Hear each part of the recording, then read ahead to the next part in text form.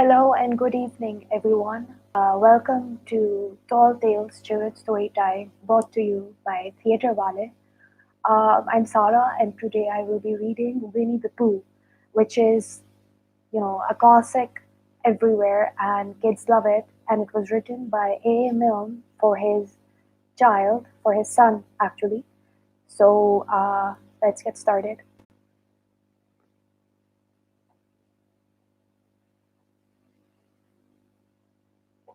Everywhere. Okay. So today I will be reading chapter 2 from his Winnie the Pooh novel, and chapter 2 is called In Which Pooh Goes Visiting and Gets into a Tight Place. Okay. Edward Bear, known to his friends as Winnie the Pooh, or Pooh for short, was walking through the forest one day, humming proudly to himself. He had made up a little hum that very morning as he was doing his stoutness exercises in front of the glass.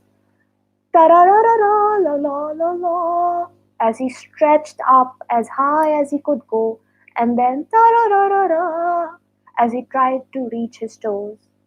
After breakfast, he had said it over and over to himself until he had learnt it off by heart, and now he was humming it right through properly.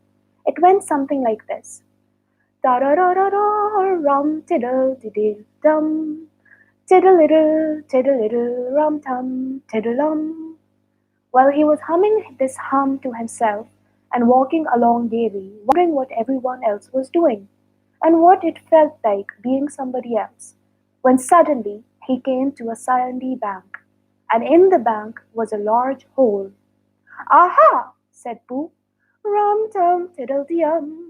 If I know anything about anything, that hole means rabbit," he said, "and rabbit means company, and company means food, and listening to me humming and such like rum tum tum tiddle dum."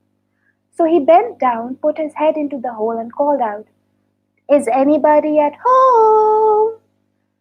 There was a sudden scuffling noise from inside the hole, and then silence.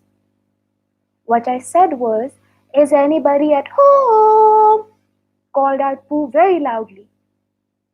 "No," said a voice, and then added, "You do not need to shout so loud. I hear you quite well the first time and every time." "Oh, bother," said Pooh. "Isn't there anybody at all?" "Nobody," replied the hole. Winnie the Pooh took his head out of the hole and thought for a little. And then he thought to himself, there must be somebody there, because somebody must have said nobody.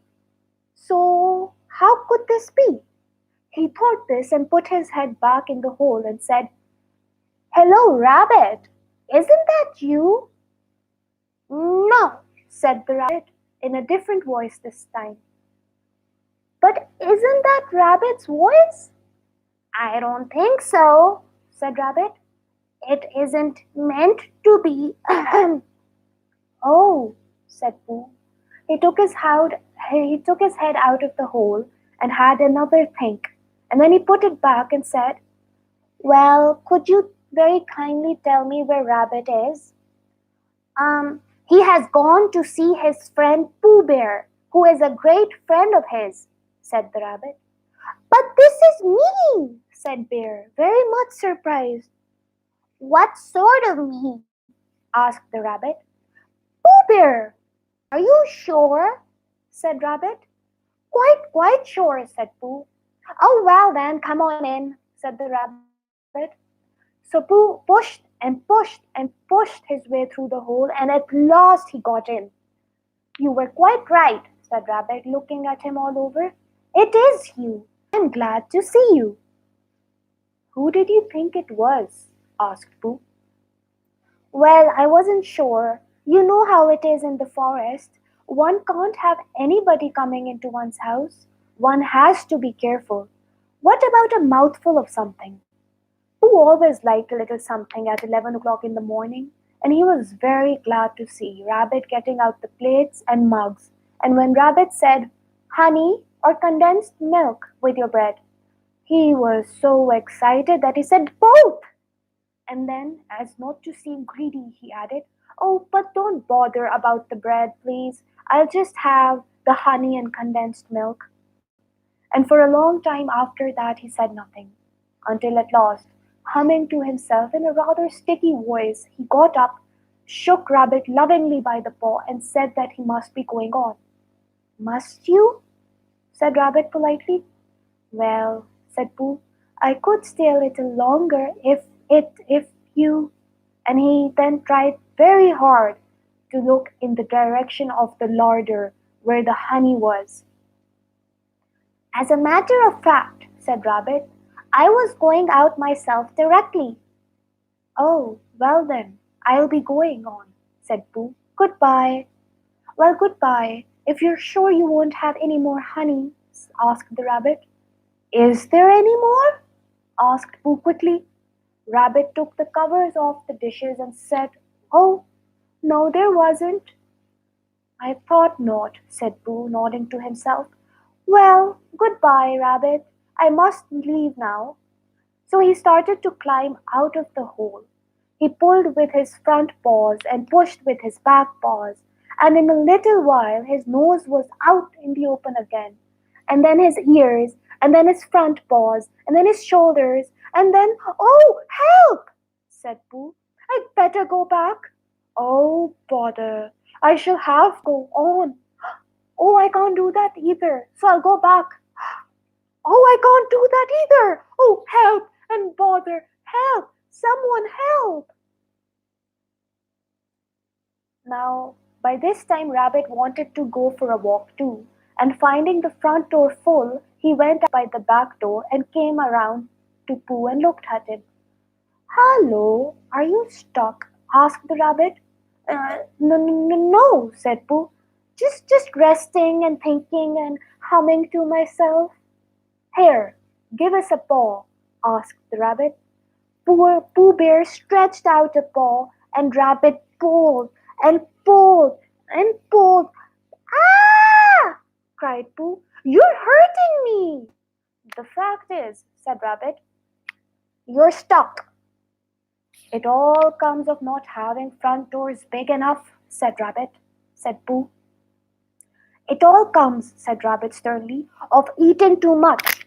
"I thought at the time," said Rabbit, "only I didn't like to say anything, that one of us is eating too much, and I knew it wasn't me." "Well, well, I shall go and fetch Christopher Robin," said Rabbit. Christopher Robin lived at the other end of the forest, and when he came back with Rabbit and saw the front half of Pooh, he said, "Oh, silly old bear," in such a loving voice that everybody felt quite hopeful again. "I was just beginning to think," said Pooh, sniffling slightly, "that Rabbit might never be able to use his front door again, and I should hate that," he said. "So should I," said Rabbit. "Use his front door again?" said Christopher Robin. "Of course he'll use it again." "Good," said Rabbit. "If we can't pull you out, Pooh, we'll push you back." Rabbit scratched his whiskers thoughtfully and pointed out that once Pooh was pushed back, he was back. And of course nobody was more glad to see Pooh than he was. Still there it was, some lived in trees and some lived underground, and "You mean I would never get out?" asked Pooh. "I mean," said Rabbit, "that having got so far, it seems a pity to waste it." Christopher nodded. "Then there is only one thing to be done. We shall have to wait for you to be thin again." "How long does it take to get thin?" asked Pooh anxiously. "Hmm, about a week, I think," said Rabbit. "But I can't stay here for a week," said Pooh. You can stay here, all right, silly old bear. It's getting you out which is so difficult," said Rabbit. "We'll read to you, and I hope it won't snow. And I say, old fellow, you're taking up a good deal of room in my house. Do you mind if I use your back legs as a towel horse?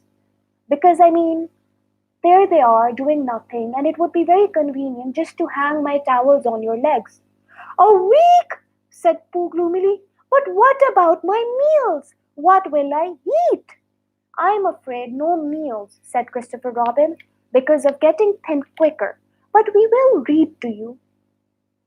Bear began to sigh, and then he found he couldn't because he was so tightly stuck, and a tear rolled down his eye, and he said, "Then would you read a sustaining book, such as would help and comfort a wedged bear in great tightness?"